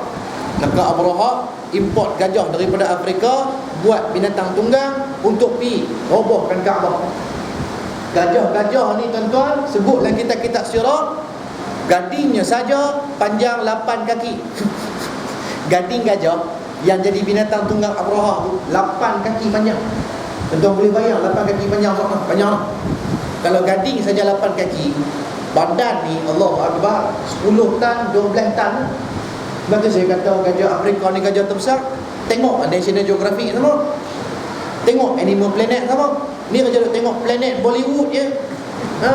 Bila tengok cerita-cerita datang tuan-tuan, gajah besar tuan-tuan ni naik. Mereka pun naik. Pendek cerita, Abrahah dan para tentera dia naik gajah tu menuju ke Kaabah. Bila nak sampai ke Mekah tuan-tuan, nak sampai border, nak masuk Mekah. Bila nak sampai border, nak masuk Mekah tu tuan-tuan muslimin muslimat, Abrahah dan para tentera dia diarahkan tentera dia, kita relax sat tang sini, berhenti kat RNR ni sikit sat. Pasal kita nak sampai Mekah dah, Kaabah duduk depan tu je. Kita berhenti, ambil tenaga tang sini, hampa nak balik rokok down ke, hampa nak makan ke, hampa nak mindam ke, hampa main sekejap. Pasal kita nak atur strategi ni, nak masuk Mekah, nak robohkan Kaabah. Final decision, intention yang nekat ni nak robohkan Kaabah. Bila berhenti, sebelum nak masuk Mekah tuan-tuan, berehat dan sebagainya, sampai waktu nak memulakan kembali perjalanan menaiki gajah. Pakat naik atas gajah masing-masing, gajah tak mau bangun. Tu, gajah yang menjadi binatang tunggang Abrahah tak mau bangun. Tak mau bangun tuan-tuan, sampai kesudah tak mau bangun. Pukul dengan besi yang tajam tuan-tuan. Besi yang tajam sampai berdarah habis tubuh badan gajah yang menjadi bintang tunggang. Besi itu dia macam sabit, ada mata tajam. Besi itu digunakan untuk pukul gajah. Lah pun lagu tu kalau kat sirkus pergi tengok. Dera gajah tu pukul, paksa suruh bangun. Sampai kesut gajah ni tak mau bangun. Bila hadap muka gajah tu pergi ke Yaman, hadap pergi ke Mesir, hadap pergi ke Laut Merah, bangun gajah ni, berlari gajah ni. Patah balik hadap pergi ke Mekah, duduk rapat gajah ni, tak mau bangun. Taatnya binatang yang tak ada akal fikiran kepada Allah. Dia tahu ini rumah Allah, ini tempat nak lahirnya seorang Nabi, iaitulah junjungan besar Nabi SAW. Sebab tu gajah tak mau bangun, biarpun dia disiksa sebegitu rupa. Tuan-tuan, sebut dalam kitab sirah, dalam kitab Tarikh Tabari, dalam kitab Bidayah wan Nihayah, gajah-gajah yang menjadi binatang tunggang Abrahah ni ada ketua. Ketua gajah yang nama dia Mahmud. Gajah tu ada ketua. Ketua gajah nama Mahmud. Natang ada nama. Tuan-tuan, ni bukan kita rekod ni, dalam kitab sebut. Bila Mahmud yang jadi ketua, Mahmud ni tak bangun, habis semua gajah tak mau bangun. Kan gajah ni Dia kalau nak pergi mana-mana dia takkan pergi sekor. Yang sekor ni gajah ombak ya. Tonija ya. Kalau gajah kalau tengoklah National Geographic cerita menatang, gajah ni kalau dia nak berhijrah, dia takkan pergi sekor. Dia akan duduk dalam kumpulan. Gajah ni jenis ikut juga Nabi. Nabi pesan supaya duduk dalam kumpulan. Manusia ni, kita ni alaikum bil jamaah. Hampa manusia duduk dalam jemaah. Jangan duduk seorang-seorang luar jemaah. Kalau duduk seorang-seorang luar jemaah, kamu akan menjadi mangsa bahaman serigala. Serigala dia akan tengok, kalau duduk ramai-ramai dia tak berani serang. Kalau hang duduk seorang-seorang, duduk terpencil daripada orang ramai, tak mau duduk dalam jemaah, maka orang itu yang mudah diserang oleh serigala. Gajah duduk dalam kumpulan. Duduk dalam kumpulan pula ada ketua. Ketua gajah, kalau dia dalam berjalan tu berhenti nak minum air, semua pekat berhenti. Tak ada nak ambil minum air, ketua gajah bangun jalan, semua pekat bangun jalan. Walaknya gajah pada pemimpin. Kita manusia ada kan tak walak pada pemimpin. Bahkan nak lawan sebab kita teror. Tuan-tuan, gajah cerdik tuan-tuan, dia dalam kumpulan. Bila ketua kata apa, semua pekat ikut. Akhirnya Mahmud yang ketua gajah ni tak mau bangun, semua pakai tak mau bangun. Maka tuan-tuan, daripada peristiwa ni tuan-tuan, kata ulama, kita boleh bubuh nama dekat binatang peliharaan kita. Kita belum datang, kita boleh bubuh nama. Hang nak bubuh nama apa binatang hang belah apa? Contoh belah pokke. Belah pokke. Sayang lah pokke ni. Itu pokke hang tak bubuh nama apa? Bubuh nama pokke ku John Cena. Tu dia. Boleh. Tak ada masalah. Belah beruk lah, pandai nek nyok no beruk no. Oi, pandai ambil buah pula tu. Pandai nak beruk hang ni, handsome sikit pada beruk yang lain. Nama apa beruk hang ni? Beruk ku nama Aaron Aziz. Boleh juga. Tuan-tuan, boleh bubuh nama dekat binatang peliharaan kita. Yang tak boleh 3 jenis nama. Tak boleh bubuh kat binatang. Nombor 1, jangan bubuh nama Allah. Nama-nama Allah tak boleh bubuh kat binatang.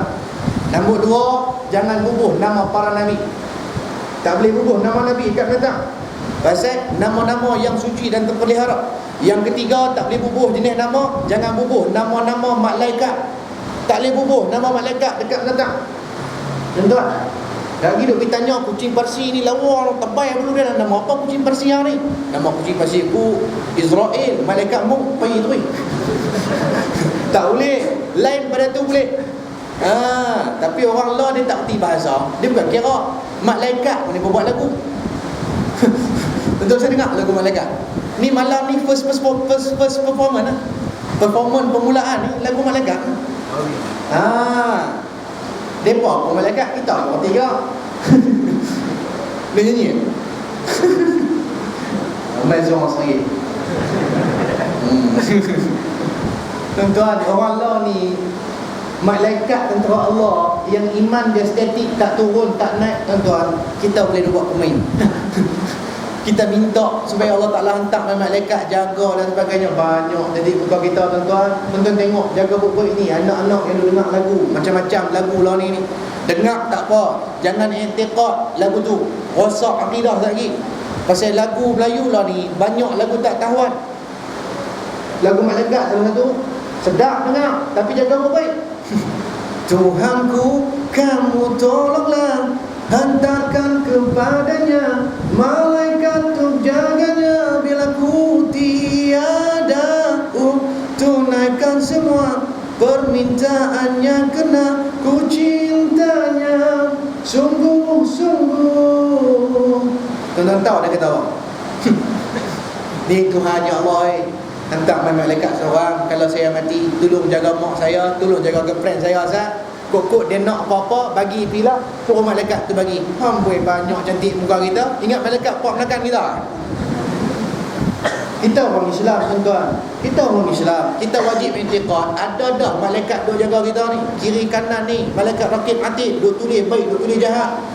Bukan takat yang jaga, yang duk tunggu siap ada dah. Sampai masa dia mai cabut nyawa, duk atas keranda, keras kong kita tuan-tuan ni, masuk dalam kubur orang kamboi. Malaikat mau. Itu tak tahu, tak ada duk minta. Sebab tu saya pesan, nak dengar lagu, dengar tapi jaga baik. Jaga baik. Banyak sangat lagu yang merosakkan akidah. Antara ada tuan-tuan lagu Nuh, lagu dangdut dulu-dulu, lirik dia rosak. Walaupun penyanyi dia dah berubah.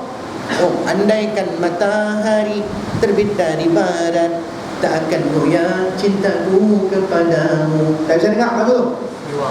Maksud dia apa tu? Dia kata walaupun matahari terbit daripada barat, ni maksud dia walaupun kiamat, cintaku dekat hang takkan goyah. Sembang teman. Bukan nak nyanyi tu, hak lirik tu, pandai tu. Kiamat ni kira cinta ni takkan rosak lah. Betul orang lelaki-lelaki ni kuat pemurung. Ibu-ibu di belakang jangan nak percaya. Depa ni kalau nak cinta ni sembang duk mai. Abang ni kalau pasal ayang ni lautan api sanggup abang renang. Nak renang lautan api. Ambil bara api rokok, suruh dia cucuk di tangan, dia sanggup tak? Tak dah, nak renang lautan api apa? Murung baik. Ayat boleh ke dia? Tuan-tuan, jaga baik. Orang lelaki-lelaki, ibu-ibu pun. Lawan ni pun sama ni, dia bukan boleh percaya kan? Hak pakai kafiah ke? Hak jago lebat ke? Hak celok bawah mata ke? Hak serban besar bakui ke? Hak jubah 3-4 lai ke? Kayu sugi tepi telinga ke? Oh, jangan percaya kan? Orang lelaki-lelaki ni. Hak gagak-gagak boleh percaya pun, saya seorang insya-Allah. Tak percaya tanya bini saya di belakang. Tuan-tuan musliman. Jadi bila Gajah Mahmud ni tak mau bangun, tuan-tuan, Abrahah ni dia ambil keputusan, dia suruh tinggalkan gajah-gajah tu, kita turun jalan kaki. Bila turun jalan kaki, dia dan tentera dia nekat nak robohkan Kaabah, tuan-tuan. Nak robohkan Kaabah. Akhirnya tuan-tuan muslimin muslimat, Allah Subhanahu wa taala hantar mai apa? Allah Taala hantar mai tentera udara, Air Force. Air Force Allah Ta'ala ni, tentera udara Allah Ta'ala ni, jet pejuang Allah Ta'ala ni tak pakai minyak, pasal minyak naik harga. Enjin pun original, pasal enjin selalu hilang. Hak ni enjin original. Tuan-tuan, Abrahah dia buat perancangan, dia ingat perancangan dia hebat. Rupanya perancangan Allah lebih hebat. Bukankah Allah Ta'ala cerita dalam surah Al-Quran, Alam tara kaifa fa'ala rabbuka bi ashabil fil, kata Allah, awak hampa tak tengok ke lagu mana kami memperlakukan kepada tentera-tentera bergajah?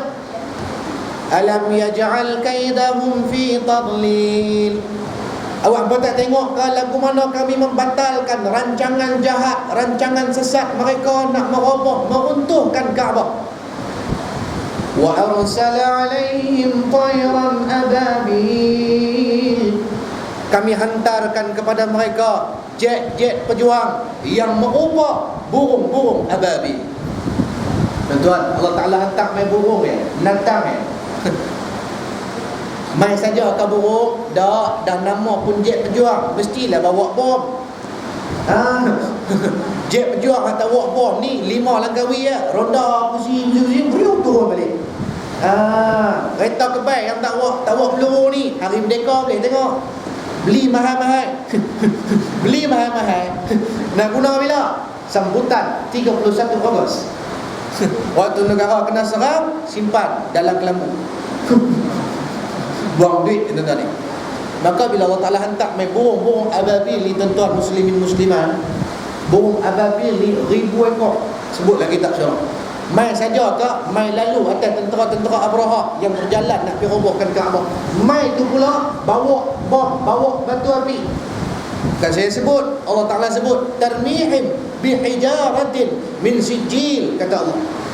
Maka burung-burung ababil ni melemparkan kepada tentera-tentera Abrahah batu-batu api. Yang mana para ulama mufassirin menyebut burung ababil ni bawa batu api, sekok burung 3 ketil batu. Satu pegang di paruh, 2 pegang di kaki. Ulama apa dia pun describe burung ababil ni lagu mana? Burung yang paruhnya tajam, kukunya kuat mencengkam. Bawa 3 ketil batu api, sekok burung. Lalu atas tentera Abrahah tarmihim bihijaratin min sijil, dilepaskan batu-batu api ni kena tentera-tentera Abrahah, tuan-tuan muslimin muslimat. Jadi lagu mana tentera Abrahah?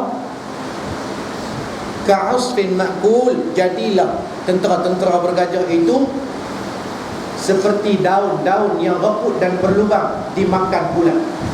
Pasal apa jadi gimana? Tubuh badan tentera Abraha habis berlubang, berasak, habis terkeluar isi daging oleh kerana terkena batu api yang dibawa oleh burung ababil. Tuan-tuan, batu api sijil dia, tuan-tuan muslimat. Panas tak panas dia, tuan-tuan? Kata para ulama yang mengkaji, batu sijil itu diambil daripada letusan gunung berapi. Ada pendapat yang kata ambil daripada api neraka. Tak betul. Tapi yang lebih tepat, tuan-tuan, diambil daripada letusan gunung-gunung berapi. Batu-batu sijil ni tak besar mana, kecil-kecil ya. Kalau kita tengok, tuan-tuan, cerita kajian tentang gunung berapi yang meletus. Gunung berapi yang meletus, tuan-tuan, dia keluar lava.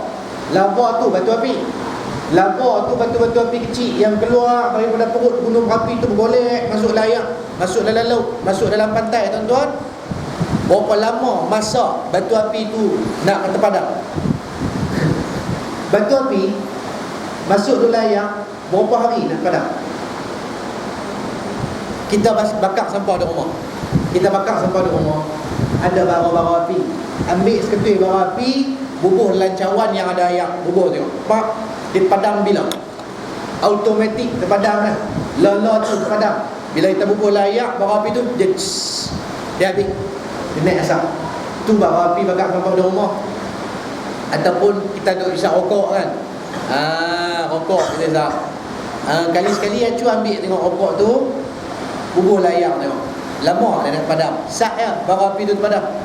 Tapi kata para pengkaji, lava yang keluar daripada gunung berapi ni, bila bergolek jatuh dalam laut, tuan-tuan, masa yang diambil untuk terpadam keseluruhan lava ni, tuan-tuan, 7 hari. Seminggu duduk layak baru terpadam. Elok. Punya panas, tuan-tuan. Punya panas. Ni kajian ahli, bukan kita rekod saja, tuan-tuan. Maka batu-batu inilah yang ditimpakan ke atas tentera Abraha sampai mati habis bergelimpangan. Siapa serang? Burung serang. Satu benda yang kecil, tuan-tuan muslimin muslimat, serang merosakkan yang besar. Sebab tu moral of the story dia, jangan kita pandang remeh pada perkara-perkara kecil. Kita orang Islam akhir zaman lah ni, kita nak pada benda-benda yang besar, benda-benda yang hebat, nak cari kesaktian, bukan nak cari kesaksian, nak cari kesaktian. Maka bila kita nak lebih pada orang lain, sebab tu kita mudah disesatkan dengan berbagai-bagai ajaran. Kita nak hak jenis isi, kulit tak mau, pergi, habis. Maka jangan hanya pandang pada benda-benda yang besar, tengok sama benda-benda kecil yang kita ambil ringan ni. Jangan tak cak nak. Allah ajak, tuan-tuan, burung yang kecil memusnahkan tentera yang besar. Maka kita dalam kehidupan seharian kita, tengok sama ibadah-ibadah yang kecil, ambil berat sama berbanding yang ibadah yang besar. Bukan nak suruh tinggal terus, jaga sama kecil. Kadang-kadang nak lepas pandang daripada kita, tuan-tuan. Islam ni, dia tak kena buat ibadah berat, tak apa. Bukan tak apa. Banyak lagi ibadah-ibadah yang kalau kita tak kena buat keluar tenaga pun boleh pahala. Sebagai contoh, tuan-tuan, benda kecil yang boleh pahala. Kita naik kereta tengah hujan. Bila naik kereta tengah hujan, kita take over, kita potong satu motor yang dinaiki oleh sepasang suami isteri orang tua. Tengah hujan lebat, potong tu, tengok, ya Allah, basah lecut. Kita tak kena hutan, tak kena walau sedikit air hujan pun. Tengok motor tu, pakcik dengan makcik tu basah lecut. Sambil potong motor tu, tuan-tuan, sambil potong motor tu, timbul rasa kasih sayang. Ya Allah, kesiannya kat pakcik dan makcik ni, permudahkan urusan mereka, ya Allah, beri keselesaan kepada mereka, ya Allah. Kita tumpang kesian, Allah Ta'ala dah kira sebagai ganjaran pahala di sisi Allah. Baru kesian, tuan-tuan, baru timbul rasa kasih sayang. Tuan-tuan muslimat ni kata Islam, tak berhenti kereta lagi, baru tumpang kesian boleh pahala dah. Kalau kita berhenti kereta, buka pintu, pakcik, makcik lempar bawah motor, main naik kereta ke saya, lagi boleh berlambak, tuan-tuan ni. Kalau kesian pun boleh pahala, apatah lagi kalau kita tunjuk dengan perbuatan kita bantu. Tu benda kecil dalam Islam kita pandang ini. Tumpang kesian, tumpang kasih dekat saudara se-Islam kita. Lagi benda-benda kecil, tuan-tuan ni. Kita makan di kedai makan, besok ada kucing main sereneh di kaki. Ni benda kecil. Duk tengah makan nasi di restoran dengan anak bini ni, kucing, seekor kucing jalanan main serendeh di kaki kita ni, duk meow, meow, duk minta makanan. Biasa orang Masjid Timur. Nak habis ni. Bila kucing tu main serendeh, main duk menganjar dengan kita tu, kita buat apa? Dia main minta makanan kat kita, kita tengah makan nasi, kita buat apa kat dia? Kita ni jahat tuan-tuan ni. Sopan kadang-kadang besar bakui. Bila kucing main minta tu, kita terajam kucing tu sampai kena dinding. Kesian kucing tu. Kita terajam kucing tu, dia main minta makanan kita yang bagus sikit, tak terajam. Dia jentik tengok sampai serot kucing tu. Orang pilih ambil terkedot. Saya tengok kucing serot. Dia tengah jalan elok, jentik tengok pak, dia jadi serot. Kesianlah kat kucing tu tuan-tuan ni. Padahal dia main minta makanan sikit, kita main makan. Tu ujian Allah Ta'ala. Benda ni benda kecil ni, bagi makan datang. Dia main tuan-tuan serendeh, kita tengah makan nasi, Allah Ta'ala hantar main nak uji kita ni lagu mana. Tengok hang depan orang ramai, hang derma banyak sangat, takbir hang kuat sangat. Tengok aku hantar kucing ni, hang nak buat guna pangai hang. Tuan-tuan, kita nak buat apa tuan-tuan? Ambil dah nasi semulut, tok bagi kat kucing tu. Kepok ikan kita sikit, tok bagi kat kucing tu tuan-tuan. Dia makan, dia kenyang, dia belah. Tapi kita tak buat lagu tu, kita kedekut. Dengan menatang pun nasi semulut kedekut di hidung masin. Tuan-tuan, bukan nak rugi kalau kita nak bagi nasi semulut. Tak rugi langsung, tak bankrupt pun. Bahkan tuan-tuan, kalau kita habak kat toke bagi satu nasi, bubur ikan 2 ketui, saya mau bagi makan nasi kat kucing, salah. Tak bankrupt pun tuan-tuan, tak bankrupt langsung. Kucing tu pula main minta dengan cara elok. Dia main serendeh di kaki. Dia tak ada metro juta bijak, main nasi aku sepinggan. Ada kucing buat tu? Tak ada. Dia main minta elok-elok tuan-tuan ni. Tak bagi nasi aku bunuh bini hang. Udah bangkut. Tak ada tuan-tuan ni. Dia main minta kat kita sikit ya tuan-tuan. Kita bagilah sikit tuan-tuan. Rezeki kita, kita kongsi dengan makhluk Allah. Kita mudahkan urusan binatang tuan-tuan. Walaupun dia binatang, kita tengok Allah kucing ya pun, esok di akhirat Allah Ta'ala mudahkan urusan kita. Mana nak tahu dengan semulut nasi kita bagi makan kucing tuan-tuan, Allah Ta'ala mudahkan urusan kita, elok kita daripada terkena bala bencana dengan semulut nasi. Maka orang Masjid Timur malam ni kalau pergi makan tak mana-mana, ada kucing main, jangan buat kedekut dari hidung masin lah. Ingat, kucing tu main, Allah Ta'ala hantar nak test kita, nak tengok kita ni betul tak betul. Tuan-tuan, saya ada seorang guru, salah seorang guru saya, dia ni penceramah lah. Dia main mana-mana pun tuan-tuan, kalau dia check in dekat hotel, kalau dia nampak ada kucing 2-3 ekor tuan-tuan, kalau dia keluar pergi makan, dia mesti ingat kat kucing ni. Dia tengok ada 2-3 ekor kucing, kami duduk tengah makan, dia kata saat lagi tolong bungkus ikan 3-4 ekor, saya ambil nak bawa balik kat kucing. Tuan-tuan, kita tak teringat dah, dia teringat. Dia bawa balik, pergi dia jamu kucing tu. Padahal tak tahu pun kucing siapa, duk main melewak ni, kucing jalanan tuan-tuan. Ingatnya dia kat kucing. Allahu Akbar tuan-tuan. Tu guru kita. Kita ni Allah Rabbi. Jadi jam terus tuan-tuan.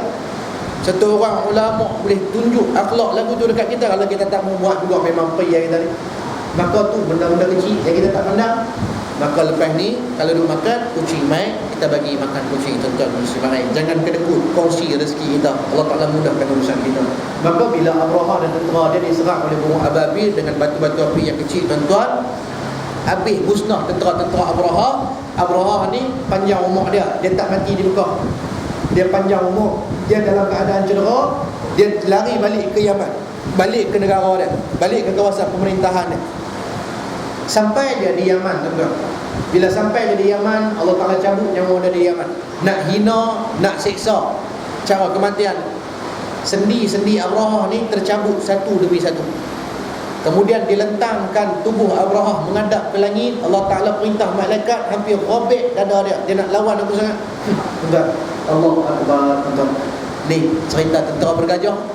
Allah Ta'ala ajak main dengan binatang ni tuan-tuan. Surah yang kita baca saat ini surah apa? Surah Al-Fil. Pasal ada kadang-kadang orang tak tahu, dia kata surah Ma'kul. Pasal dia dengar tahu hujung Ka'asfin Ma'kul. Kita tanya surah apa? Surah Ma'kul. Hanya aiskrim tak? Ada orang tak tahu tuan-tuan. Surah dia tak erti, tapi kalau lagu dia erti. Bunyi muzik tet, tahu dah lagu dia. Lagu apa? Lagu Black. Selagi nyawa ini dikandung badan, tahu dah bunyi muzik. Surah tanya tak erti. Bila tak erti, jadi tak cerdik ya tuan-tuan. Dah lah tak cerdik. Baru-baru nak main semayang, dia main masjid malam semayang bulan Ramadan, malam tarawih yang pertama. Bila malam tarawih yang pertama, tu imam semangat, mestilah baca surah panjang-panjang, surah Al-Baqarah sebagai contoh malam permulaan Ramadan. Dia tak bisa duduk main masjid. Kali pertama main tu pula semangat, pergi duduk belakang tu imam. Bila duduk belakang tu imam, orang semayang tarawih surah Al-Baqarah 2 jam semayang 20 rakaat. Dia kali pertama kena 2 jam main naik Game Boy kepala lutut tu. Nak lari tak boleh, duduk depan kali. Habis mayang ni tuan-tuan ni, tanya orang ni, nak tanya lagi, tu imam baca surah apa panjang nama gue. Aku main naik kepala kepala lutut ni. Dia seorang nak masuk syurga apa? Dia jadi pelik. Padahal benda tu biasa. Awal bulan puasa, dia tak biasa, dia merasa pelik. Dia pun tanya kawan dia kata, biasalah weh, masuk bulan puasa awal ni memang semua orang pakat semangat, baca panjang, orang ramai, esok leh-leh tengok mana ada dah. Nampak? Dia kata tu imam baca surah apa panjang kan? Kawan dia kata surah Al-Baqarah malam pertama ni. Al-Baqarah ni makna apa? Kawan dia kata Al-Baqarah ni makna lembu betina. Dia kata tu dia tak pandang lembu betina sampai 2 jam. Dia kata orang tak kerti bahasa. Esok malam mai pula main tarawih, tapi dia berjaga-jaga. Dia takut kena panjangan semalam 2 jam. Dia pergi tanya tu imam tu. Ni tu imam nak tanya lagi, malam ni jadi imam ni lah. Ni malam ni nak jadi imam nak baca surah apa pula? Kalau semalam Al-Baqarah tu sampai 2 jam mayang tu. Bagus. Itu malam ni baca surah apa pula? Tu imam kata, malam ni tu ingat nak baca surah pendek-pendek ya. Surah apa pendek-pendek? Saya pun ingat tak mau panjang-panjang, pasal malam ni nak balik awal, nak tengok anugerah jawab lagu. Tu imam pun boleh tahan ke? Tengok juga anugerah jawab lagu. Mau duk tibai ni tengok ni. Nak baca surah apa pendek-pendek tu? Tu ingat malam ni nak baca surah Al-Fil, betul lah. Al-Fil ke bawah. Oh, surah Al-Fil tu imam. Surah Al-Fil ni surah apa? Surah Al-Fil ni surah gajah. Dia dengar gajah cabut balik awal. Pasal dia kata kalau lembu betina pun 2 jam, gajah kurang-kurang 5 jam. Pergi tu. Nampak pula orang tak kerti bahasa tuan. Maka ambil berat sikit lah pasal agama, pasal ibadah kita tuan-tuan, pasal Islam. Mudah-mudahan tuan-tuan, dengan cerita peristiwa yang berlaku sebelum kelahiran Nabi ni tuan-tuan, Allah Ta'ala nak muliakan Nabi, nak hebatkan Nabi. Allah Ta'ala jadikan peristiwa ni nak tunjuk kehebatan Nabi sebelum Nabi lahir lagi tuan-tuan. Nak abang hebatnya Nabi SAW ni, gajah tak mau bangun, nak robohkan Kaabah, nak rosakkan kawasan Mekah pasal nak lahir Nabi. Tu tak kira waktu beranak apa semua lagi, waktu Nabi kanak-kanak, waktu Nabi remaja, waktu Nabi dewasa, waktu Nabi jadi Rasulullah Akbar. Banyak sangatlah tuan-tuan. Kita kongsi lain kali pula lah. Lapak nasi ni. Tuan-tuan tak puas buk saja. Ni yang tak keluar. Jadi tuan-tuan muslimin muslimat, mudah-mudahan sedikit sebanyak memberi manfaat kepada kita tuan-tuan. Mudah-mudahan dengan cara kita cerita pasal kelebihan Nabi SAW ni tuan-tuan, timbul rasa kasih, timbul rasa sayang kita kepada Nabi. Kita bukan sahaja nak tunjuk rasa sayang kita dekat Nabi dengan berselawat, tapi tunjuklah rasa sayang kita dekat Nabi dengan cara mengikut sunnah Nabi.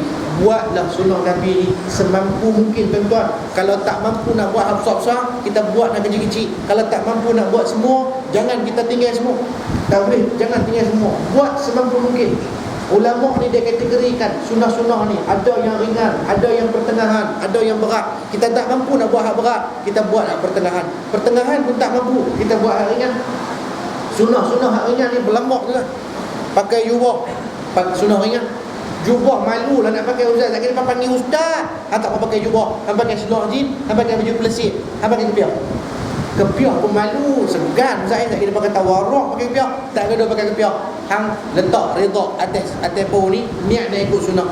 Redha pun mahal nak beli selendang, payah lah ustaz ni dengan GST semua ustaz tak boleh nak beli. Han tak boleh pakai redha, serban tak mau pakai, kepiah tak mau pakai, jubah malu nak pakai. Han pakai celak pun saya pun takut jolok mata hari perih saya.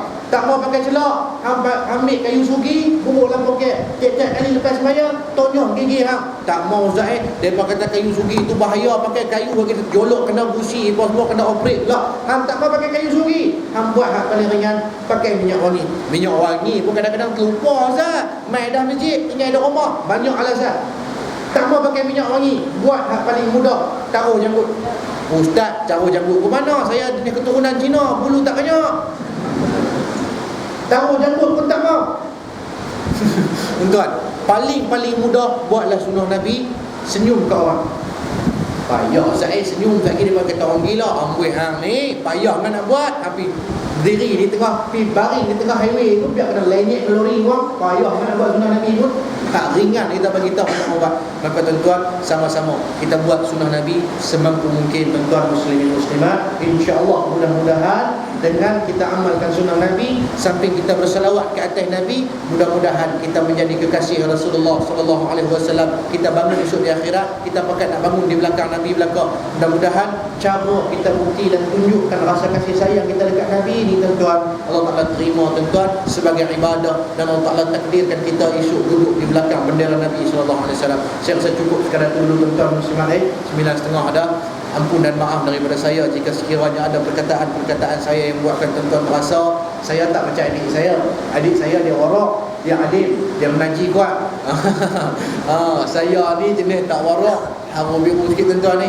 Tapi mudah-mudahan ada benda-benda yang kita sama-sama dapat dimanfaat, insya-Allah tuan-tuan. Aqulu qawli hadha wa astaghfirullahal azim li wa lakum. Wassalamu alaikum warahmatullahi wabarakatuh. A'udzu billahi minasyaitonir rajim. Bismillahirrahmanirrahim. Allahumma anfa'na bima 'allamtana wa 'allimna bima yanfa'una. Rabbana zidna 'ilma. Rabbana atina fid dunya hasanah wa fil akhirati hasanatan wa qina 'adzaban nar. Allahumma ja'al jam'ana hadza jam'an marhuma wa tafarruqana min ba'dihi tafarruqan maqsuma. Ya Allah, hamra zunubihim maaf kari sarjan ki Allah malik ke liye abika hamisha hamisha. Dunia बहुत छोटी जिंदगी है या अल्लाह, आखिरत हमेशा हमेशा के लिए। वसल्लल्लाहु अला सय्यिदिना मुहम्मद व अला आलिहि व सहबिहि वसल्लम वल्हम्दुलिल्लाहि रब्बिल आलमीन। तक़ब्बलल्लाह।